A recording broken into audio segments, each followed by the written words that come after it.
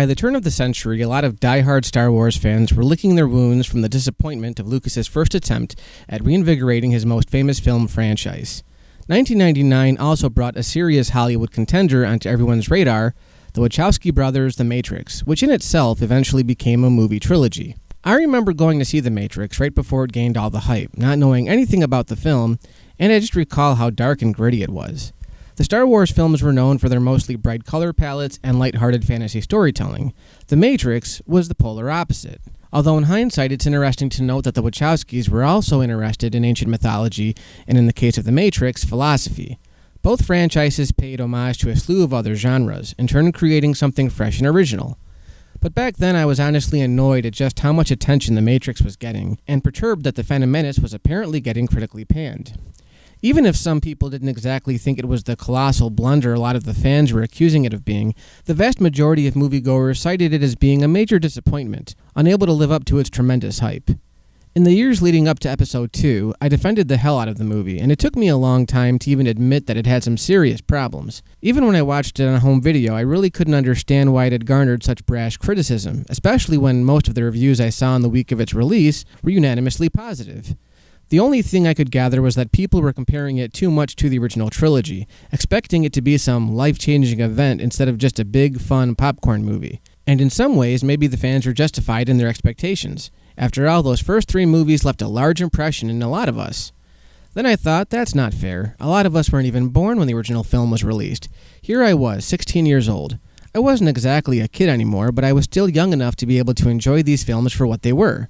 And besides, even though I saw the movies when I was little, I didn't become a major fan of them until 1995 when I was 12. So maybe I wasn't as big of a fan as I really thought. But I had been obsessing over Phantom Menace's release ever since I read that article about Lucas prepping the prequels. Hell, in the 1995 VHS release, Lucas was being interviewed by film critic Leonard Maltin and was talking about the overall outline of the prequels. The whole arc of the story in the 3 that are out there now is really the redemption of Anakin Skywalker. And so the first 3 are really, that I'm writing now, are really about Anakin Skywalker. That was partially why I got back into Star Wars. I was really curious about seeing brand new movies to a franchise that was older than I was. As time went on, I started to notice more and more that Phantom Menace wasn't perfect.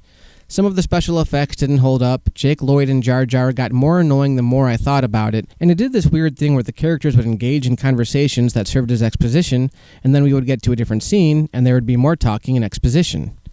Eventually, I tried comparing it to A New Hope. That film, as the beginning of a trilogy, had an awkward setup as well. Some of the effects in that movie didn't hold up extremely well, some of the dialogue was cheesy, and it had some pacing issues. But then I remembered how well Empire and Jedi fared, both doing great jobs at expanding the stories and improving on what worked on the original film. So I had some hope for the next one, despite what rabid fans were saying. I'll admit, until May of 2002 got closer, I was a little more reserved this time around. I was looking forward to it, but somehow most of the excitement was gone. Episode 1 had come and gone, and now we were just waiting for the next 2 installments. I guess the novelty of that film being the first just kind of wore off. Also, 2002 was a big year for movies.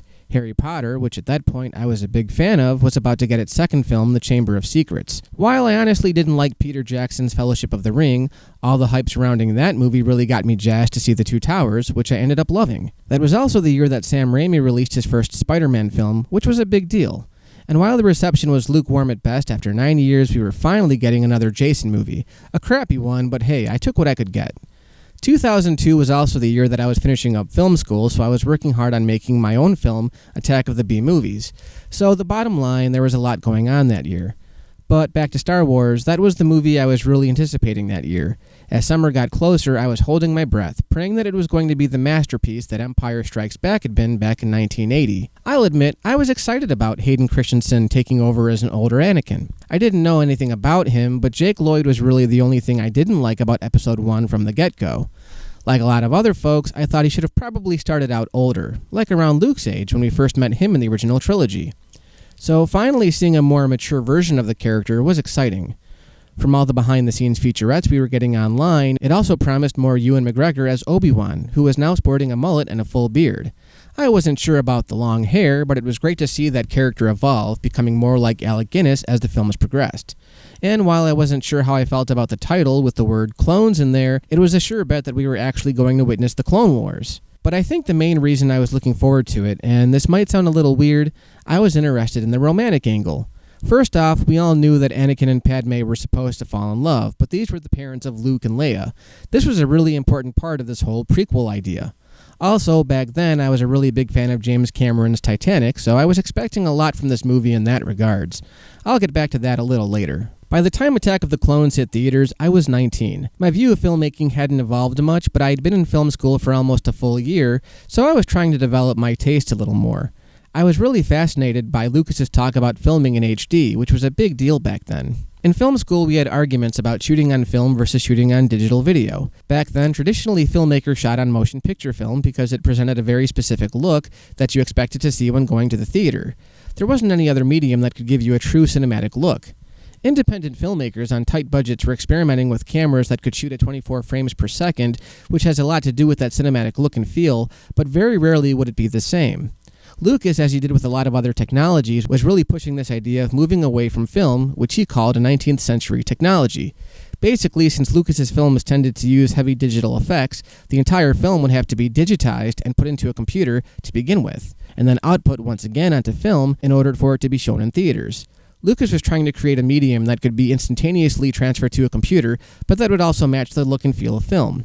It was one of the first times I remembered being given an option for how I wanted to view the film, since some theaters were projecting the movie digitally. Think of it like this. Today, most devices that record video hook up directly to your computer, and most computers come equipped with an SD card slot or USB port. But back then, most consumer video cameras shot on videotape. So in order to edit, you had to digitize the footage into the computer before you could work with it. Basically, if you had an hour of footage, it would take an hour to digitize. Transferring over footage from a phone or an SD card takes literally seconds. And while it took a while for HD to catch up, today with everyone shooting on 4K, digital technology has finally become a more viable filmmaking medium than film. So back then, the idea of shooting an entire film on digital tape was a pretty controversial thing, and it took a while for most filmmakers to jump on the digital bandwagon. Anyway, despite Lucas's technical advancements, let's talk about Attack of the Clones. Honestly, as a Star Wars film, I like Clones better than Phantom Menace. It has more connective tissue with the original trilogy than the last one did, filling in even more of the mystery. It tells the story of how Anakin and Padme become involved, the conflict that ultimately started the Clone Wars, and the manipulation that takes place whenever Palpatine gets close to Anakin. It also shows the rocky relationship between Obi-Wan and Anakin, and it shows the first time we really get to see Anakin go to a really dark place. Some of it was predictable. We knew from Phantom Menace that he had separation anxiety where his mom was concerned, which plays a major part of Anakin's fall from grace. But I'll admit, despite everyone making fun of this scene, the scene where Anakin loses his mother and goes postal on the Tusken Raiders is one of the most potent scenes in the whole prequel trilogy. I especially like when we see Yoda reacting to Anakin's loss, unable to help him. Unfortunately, one of this movie's big problems is the character of Anakin. First of all, we find out in the first few minutes that he's been dreaming about Padme since they've been apart. A little obsessive and unhealthy, if you ask me. I'd much rather dream about Padme. Just being around her again is intoxicating. This is one of the few times where I think I could have written a better version of Anakin. One of the biggest problems with Attack of the Clones is how obsessive he is, and it borders on creepy. There are actually fan theories out there, I know, what else is new, about Anakin using the Force to trick Padme into falling in love with him. Then, when he's alone with Padme, all he does is whine about Obi-Wan's treatment of him, which makes him almost unlikable. At one point, he blames Obi-Wan for holding him back. It's all Obi-Wan's fault. He's jealous. He's holding me back. If I had to rewrite this character, I would have eased up on the whiny bits and I would have made the romance more subtle. Subtlety was what worked about Empire Strikes Back, and director Irvin Kershner knew it when he directed the film. Leia and Han generally despise each other, and somehow they end up falling for each other. Here, the love story is what really kills it for me. Throughout the whole film, even after Anakin pours out his soul to Padme, she legitimately tells him that she doesn't feel the same way, or at least points out all the legit reasons they can't be together. Anakin, the whole film, is like the whiny kid who won't take the hint after the hot high school girl rejected him. But back to what I was saying, these two have already fought a war together. They ended things as good friends. I feel like Anakin should have just been there as a friend to her from the beginning. Then, as the movie goes on and Anakin spends more time with her, their love could develop more gradually. You don't have to duplicate everything as it was in the original trilogy, but I feel that in this case, Lucas knew these two characters had to fall in love, but he couldn't figure out how to get them there, so it feels forced. The other thing that hurts it is the dialogue. It's fine for most of the movie. Again, not the most memorable. I like the line that Obi-Wan gives Anakin as they enter the Coruscant nightclub together. Why do I get the feeling you're going to be the death of me? But all the romantic dialogue between Anakin and Padme is atrocious. It was the first time I sat in the theater and actually had to admit to myself, God, this is bad. I've never been able to defend it. That line he hands her about the sand being coarse and irritating and how things on Naboo are smooth as he creepily runs his finger down the senator's back, this might work better as a thriller if Anakin was a deranged Jedi who goes on a killing spree. But again, it's about subtlety and letting the characters fall in love naturally. We needed to believe that these characters could actually fall in love, and toward the third act, when Padme finally reveals how she feels for Anakin, it genuinely feels empty because she's given us no clue that she feels the same way about him before this point. And then during that whole Colosseum battle, which is still awesome by the way, she's all lovey-dovey on him. The stunted, awkward romance between these characters was something that carried over to Revenge of the Sith, and it is the one single thing that I truly hate about these movies. It's not that it shouldn't have existed. It's Star Wars. We need a little romance, but my God, it should have been done so much better than what we got. I don't like sand.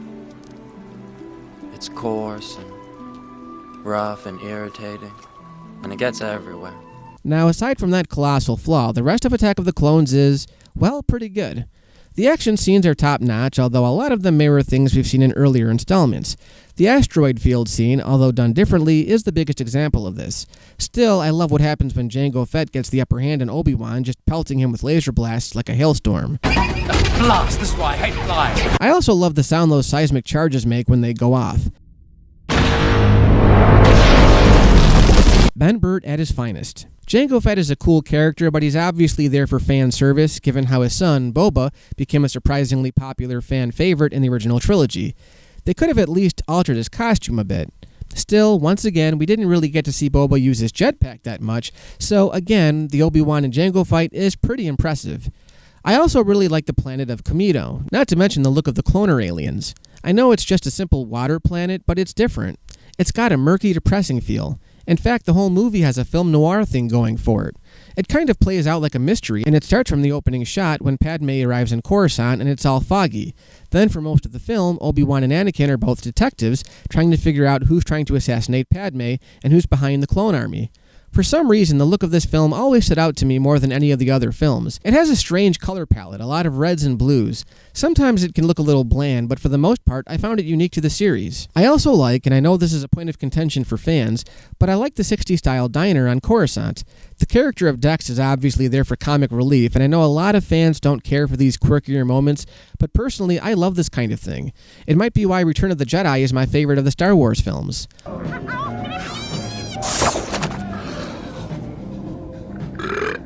I like having a bunch of random sight gags, and having Dex pull up his pants like any blue-collar worker is amusing. Plus, the original Star Wars films were all about feeling strange but also familiar. The prequels presented us with all these really exotic locations, so seeing this random 60s diner in the middle of a fantasy movie is pretty awesome. There's a lot to like about this place. Of course, the end battle on Geonosis is the highlight of the whole film. If you were in a bad mood up to this point, this third act should have given you at least some satisfaction. Yeah, it's taking from something like Ben-Hur or Gladiator, but it puts a uniquely Star Wars twist on it. Once the clones appear, it's all-out war. There are new ships and new vehicles on both sides. It's quite a sight, and again, it separates itself from any other Star Wars film. Watching Yoda give out orders like some war-hardened general is so satisfying, and we finally get to see Obi-Wan and Anakin working together the way they should be. Again, there's this one ridiculous moment where Padme falls from the ship and Anakin wants to give up his pursuit of the enemy, Count Dooku, so he can rescue her. It makes for a weak moment in Anakin, and it also makes Padme look like a shrinking violet when we know she's perfectly capable of taking care of herself. I haven't talked about the film's antagonist, Count Dooku, played by the late Christopher Lee. At this point, I had no idea who Lee was. The only other movie I had seen him in was the scientist in Gremlins 2, and back then, I didn't recognize him. If I knew then what I know now about the actor, I probably would have been more eccentric to see him in the movie. However, even though he has more purpose in this film than, say, Darth Maul, he's no match for Maul in the makeup department, so there wasn't as much of a commercial draw to the character. He was basically an old guy with a beard, and he doesn't do anything too impressive until the very end. He even shares a line with Darth Vader, which felt lazy. You must join me, Obi-Wan. And together, we will destroy the Sith.